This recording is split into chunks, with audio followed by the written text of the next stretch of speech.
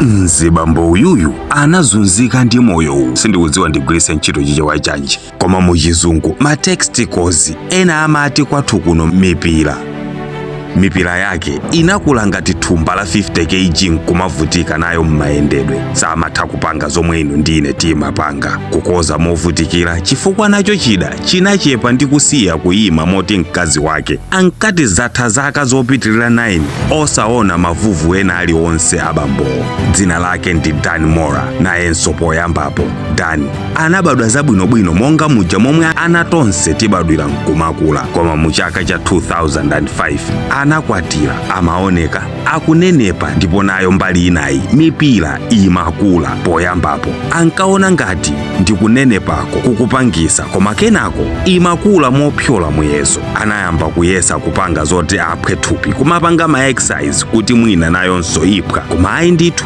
imankana akula koopsa. Achipatala anati izizi ndi zosiyana ndi mwera, chifukwa mwera yomwe imakula si mipira koma zimazi za mkati momwe mipirayo imakhala.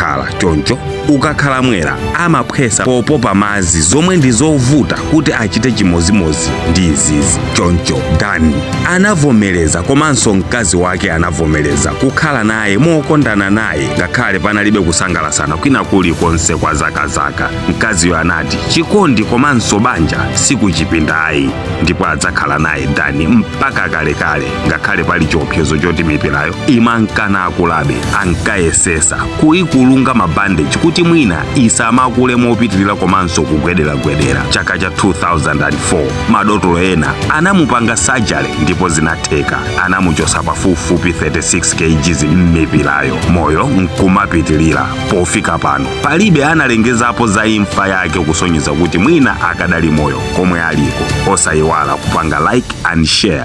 Dan.